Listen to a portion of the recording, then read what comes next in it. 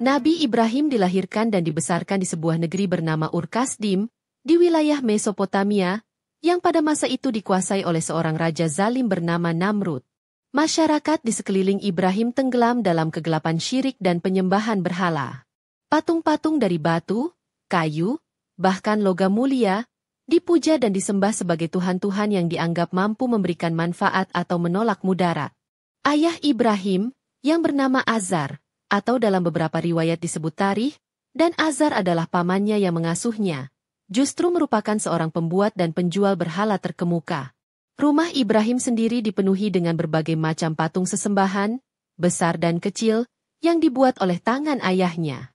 Setiap hari, ia menyaksikan bagaimana orang-orang, termasuk keluarganya sendiri, begitu khusyuk menyembah benda-benda mati tersebut.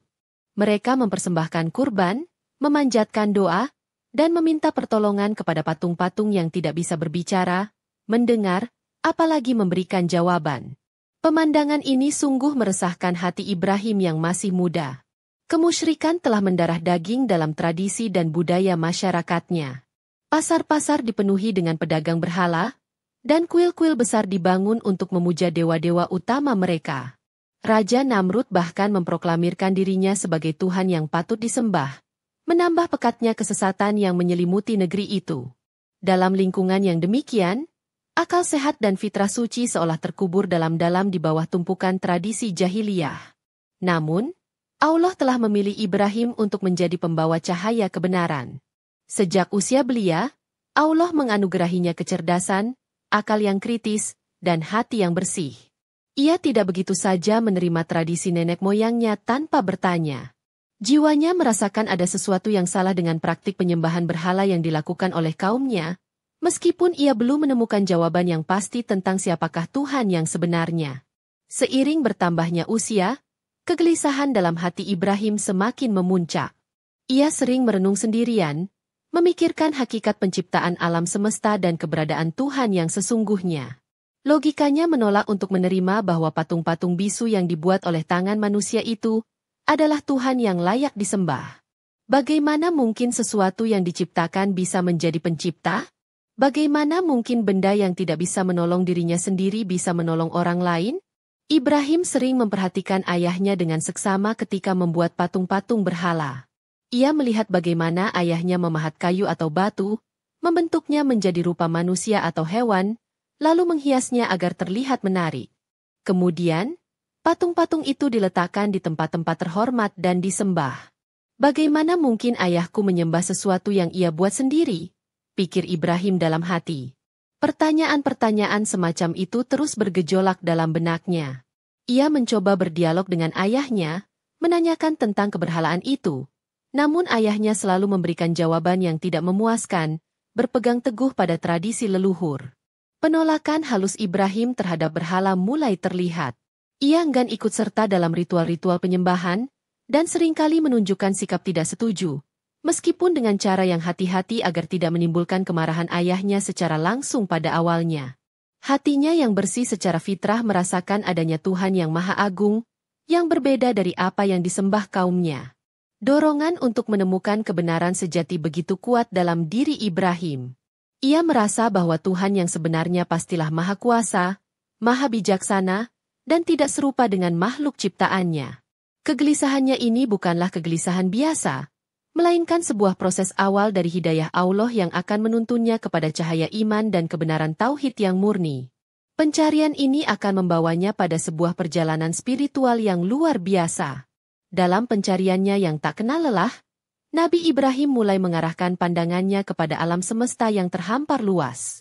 Ia merenungi ciptaan-ciptaan Allah yang agung, mencoba mencari petunjuk tentang keberadaan Tuhan yang hakiki melalui tanda-tanda kebesarannya. Ia meyakini bahwa Sang Pencipta pastilah memiliki sifat-sifat yang berbeda dengan benda-benda mati yang disembah kaumnya. Suatu malam, ketika kegelapan menyelimuti bumi, Ibrahim memandang ke langit yang dihiasi gemerlap bintang. Ia melihat sebuah bintang yang bersinar paling terang dan tampak begitu indah. Untuk sesaat, terlintas dalam benaknya sebuah pertanyaan, mungkinkah ini Tuhanku? Ia terpukau oleh cahayanya yang menerangi kegelapan, sesuatu yang tidak dimiliki oleh berhala-berhala kaumnya. Bintang itu tampak agung dan tinggi di langit, jauh dari jangkauan tangan manusia. Namun, Ibrahim terus mengamati bintang tersebut dengan seksama. Seiring berjalannya waktu, ia melihat bintang itu perlahan-lahan bergerak melintasi langit, dan akhirnya terbenam, lenyap dari pandangan. Ketika bintang itu menghilang, Ibrahim pun berpikir, Tuhan yang sejati tidak mungkin hilang atau terbenam. Tuhan yang sejati pastilah abadi dan tidak tunduk pada perubahan. Dengan kesadaran itu, ia berkata, "Aku tidak suka kepada yang terbenam." Pengamatan terhadap bintang ini menjadi langkah awal bagi Ibrahim dalam proses menggunakan akal dan logikanya untuk menyingkap tabir kebenaran. Ia tidak berhenti pada kekaguman sesaat, melainkan terus menganalisis dan mencari hakikat yang lebih dalam. Kekecewaan karena bintang itu terbenam tidak membuatnya putus asa. Justru semakin memacu semangatnya untuk melanjutkan pencarian Tuhan yang sebenarnya, Tuhan yang tidak akan pernah lenyap. Setelah menolak bintang sebagai Tuhan karena sifatnya yang terbenam, pencarian Nabi Ibrahim tidak berhenti.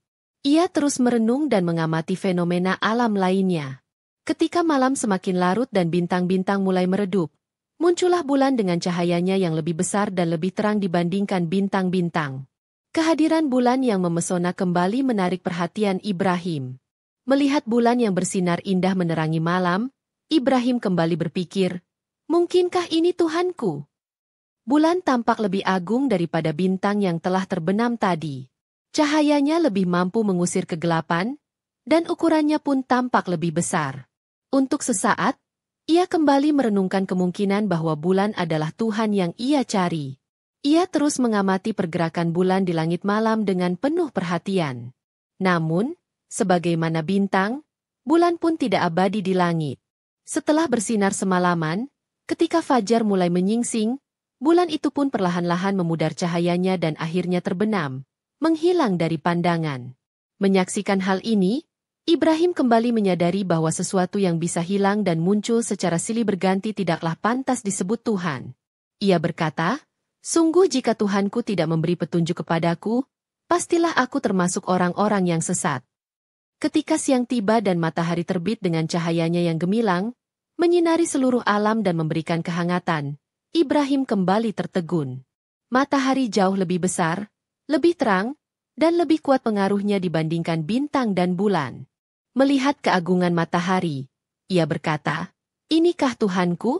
Ini yang lebih besar." Namun, setelah matahari bersinar sepanjang hari, memberikan kehidupan bagi makhluk di bumi, ia pun akhirnya terbenam di ufuk barat, menandakan berakhirnya siang dan datangnya malam. Ketika matahari terbenam, Ibrahim dengan tegas menyatakan kepada kaumnya, "Wahai kaumku, sesungguhnya aku berlepas diri dari apa yang kamu persekutukan." Setelah melalui serangkaian pengamatan dan perenungan yang mendalam terhadap bintang, bulan, dan matahari, Nabi Ibrahim akhirnya sampai pada sebuah kesimpulan yang kokoh. Ia menyadari bahwa semua benda langit tersebut, meskipun tampak agung dan memberikan manfaat, hanyalah makhluk ciptaan yang tunduk pada hukum alam yang telah ditetapkan. Mereka terbit dan terbenam, muncul dan menghilang, menandakan bahwa mereka tidak abadi dan bukanlah penguasa mutlak. Ibrahim dengan keyakinan penuh menyimpulkan bahwa Tuhan yang sebenarnya pastilah Dia yang menciptakan bintang, bulan, matahari, dan seluruh alam semesta ini. Dialah Allah, Sang Pencipta yang Maha Esa, yang tidak beranak dan tidak diperanakan, yang tidak serupa dengan sesuatu apapun, yang Maha Awal dan Maha Akhir, yang Maha Kuasa atas segala sesuatu. Keyakinan akan tauhid, keesaan Allah, telah tertanam kuat dalam hatinya. Dengan penemuan agung ini, Nabi Ibrahim berpaling sepenuhnya kepada Allah. Ia menyatakan, "Sesungguhnya aku menghadapkan diriku kepada Tuhan yang menciptakan langit dan bumi dengan cenderung kepada agama yang benar, dan aku bukanlah termasuk orang-orang yang mempersekutukan Tuhan." Inilah ikrar tauhid yang murni, sebuah deklarasi iman yang akan menjadi landasan bagi seluruh kehidupannya dan dakwahnya kelak. Penemuan ini bukan hanya pencerahan pribadi bagi Ibrahim, tetapi juga menjadi titik awal perjuangannya untuk mengajak kaumnya kembali kepada jalan yang lurus. Ia tidak lagi merasa gelisah karena telah menemukan kebenaran hakiki. Hatinya dipenuhi dengan ketenangan dan keyakinan yang tak tergoyahkan akan Allah, Pencipta langit dan bumi, satu-satunya Tuhan yang berhak disembah. Perjalanan spiritualnya telah membuahkan hasil yang paling berharga, yaitu mengenal Rabb-Nya. Setelah menemukan cahaya tauhid dan meyakini Allah sebagai satu-satunya Tuhan yang hakiki, Nabi Ibrahim tidak menyimpan kebenaran itu untuk dirinya sendiri.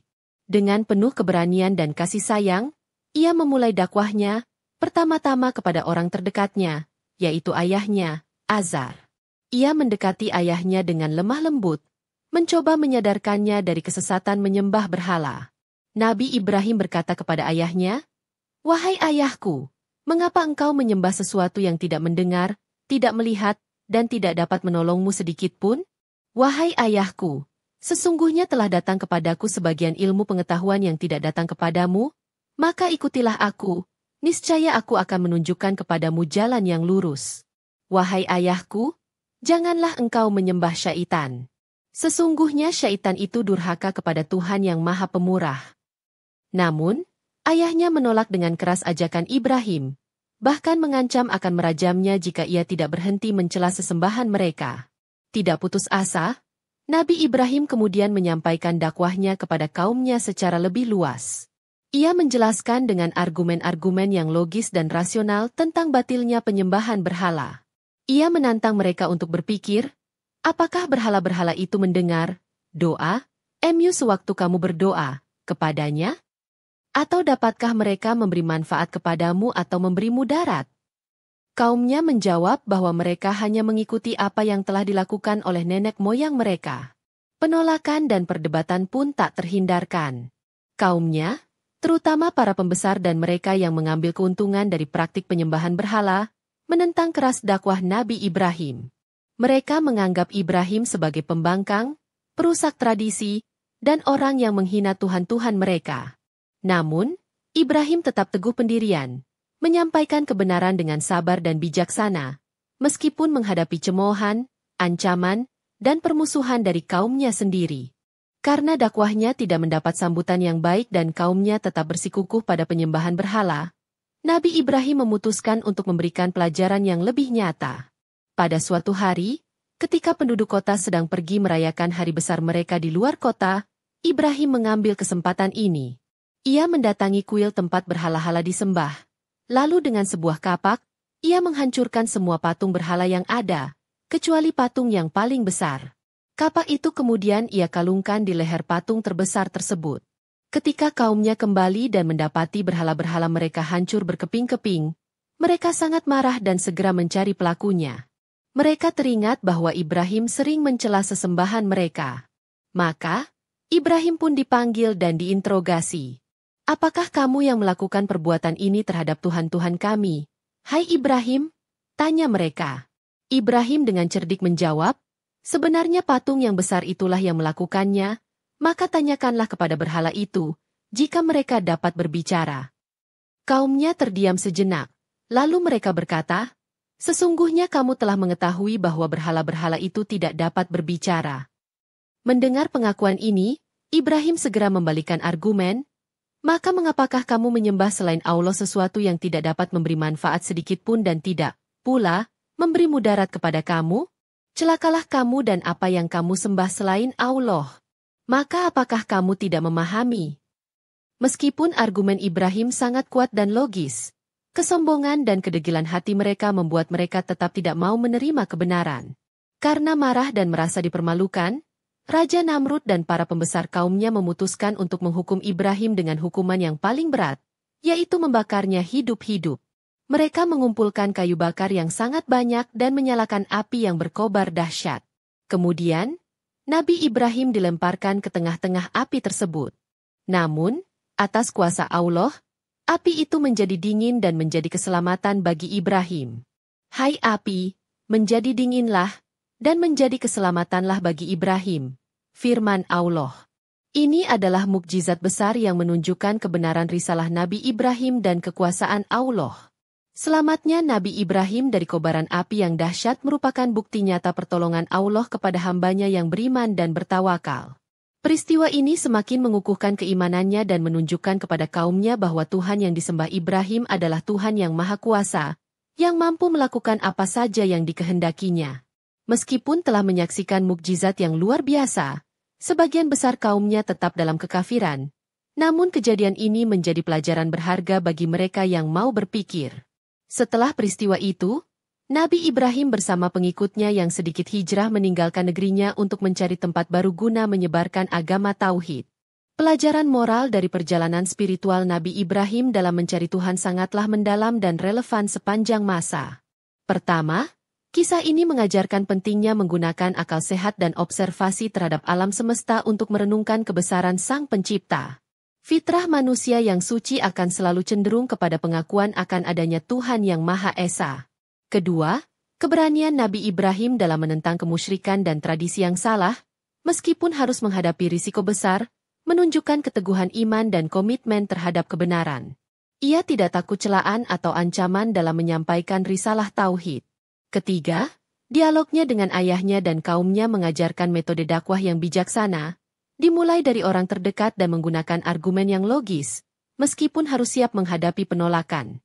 Keempat, ketawakalannya kepada Allah saat menghadapi ujian pembakaran adalah puncak dari keimanannya, yang dibalas dengan pertolongan langsung dari Allah. Kisah ini menginspirasi kita untuk terus mencari kebenaran, berpegang teguh pada keyakinan yang benar, berani menyampaikan kebaikan, dan senantiasa bersandar hanya kepada Allah dalam setiap keadaan. Perjalanan Nabi Ibrahim adalah teladan bagaimana seorang hamba yang tulus akan selalu dibimbing oleh Allah menuju cahayanya. Demikianlah kisah ini diceritakan, segala kebenaran detailnya kita kembalikan kepada Allah, Tuhan pemilik kisah kehidupan.